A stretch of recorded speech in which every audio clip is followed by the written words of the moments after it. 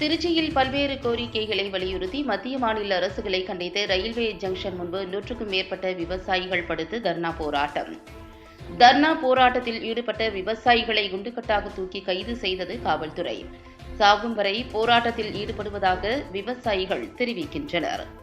விவசாயிகள் உற்பத்தி செய்யும் பொருட்களுக்கு லாபகரமான விலை வேண்டியும் கார்ப்பரேட் கம்பெனிகளுக்கு கடன் தள்ளுபடி செய்யும் மத்திய அரசு விவசாயிகள் வாங்கிய கடனை தள்ளுபடி செய்ய மறுக்கும் மத்திய அரசை வலியுறுத்தியும் விவசாயிகளுக்கு வழங்கப்படும் இலவச மின்சாரம் தொடர வேண்டியும் விவசாயிகள் உற்பத்தி செய்யும் பொருட்களை விற்பனை செய்ய கிராமங்கள் தோறும் விற்பனை மையங்கள் அமைக்க வலியுறுத்தியும் டெல்லியில் உண்ணாவிரத போராட்டம் போராடும் விவசாயிகளை தாக்கும் மத்திய அரசை கண்டித்தும் திருச்சி ஜங்ஷன் ரயில் நிலையத்தில் தேசிய தென்னிந்திய நதிகள் இணைப்பு சங்கத்தின் மாநில தலைவர் ஐயா குன்னு தலைமையில் 100க்கும் மேற்பட்ட விவசாயிகள் ரயில் மறியலில் போராட்டத்தில் ஈடுபட முயன்ற நிலையில் காவல்துறையினர் தடுத்ததால் ரயில் நிலையம் முன்பு சாலையில் படுத்து தர்ணா போராட்டத்தில் ஈடுபட்டனர்.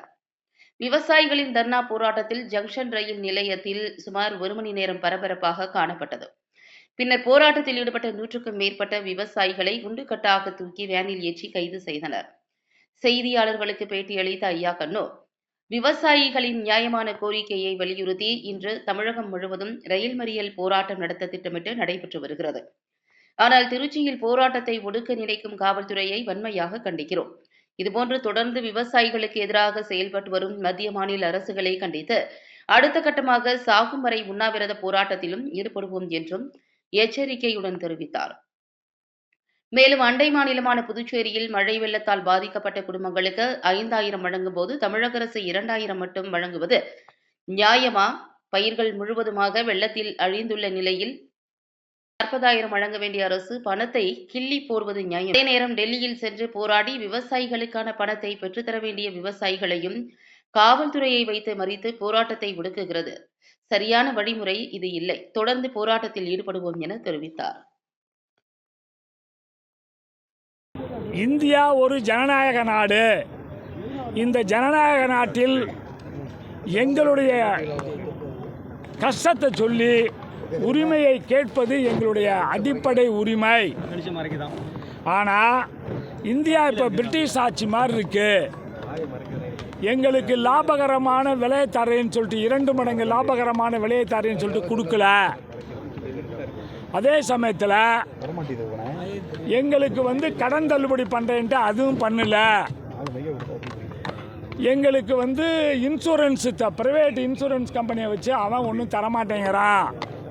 கவர்மெண்ட்டே நடத்த மாட்டேங்குது. டெல்லியில் இதுக்காக போகிறான்னா கண்ணீர் புகை கொண்டு வீசி அடிக்கிறாங்க. அதை கண்டித்து தான் இந்தியா முழுதும் இன்றைக்கி ரயில் ஸ்டேஷனெல்லாம் மறியல் பண்ணிருந்தோம். ஆனால் விடிய விடிய வீட்டுக்காவல், விடிய விடிய வீட்டுக்காவல். காலைல எழுந்திரிச்சா போலீஸ் விட மாட்டேங்குது. பாரு இங்கே மறிக்கிறாங்க. நாங்கள் ஜனநாயக நாட்டில் வாழ்கிறோமா சர்வாதிகார நாட்டில் வரோமா தெரியல. எங்களை காவல்துறையை வைத்து மறிக்கிறார்கள். காவல்துறையை கேட்டுக்கொள்வதெல்லாம் உங்கள் பையன் பொண்ணு நல்லா இருக்கணும் தான் நாங்கள் உழைக்கிறோம்.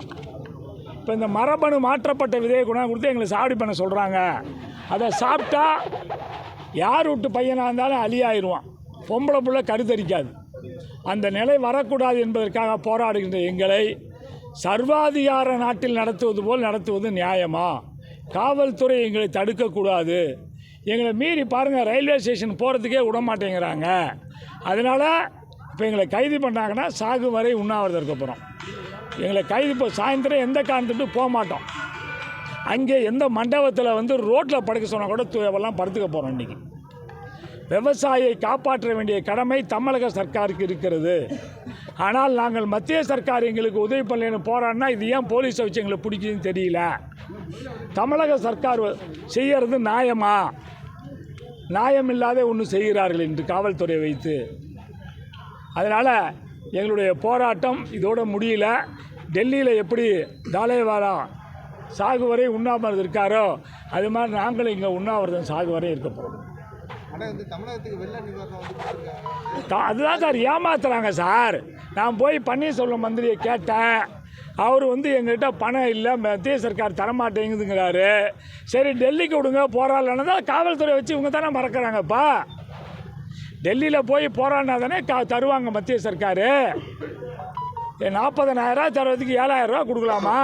பாண்டிச்சேரி பாண்டிச்சேரியில் வந்து 100 அடிக்கு கிழக்கால வந்து 5000 ரூபா ரேஷன் கார்டுக்கு, 100 அடிக்கு மேற்கால நம்ம தமிழ்நாட்டுக்கு 2000 கொடுக்கலாமா? 10,000 ரூபா கொடுக்கணும், ஏக்கருக்கு 40,000 ரூபா தரணும். ஆனால் தரம் மறுக்கிறது.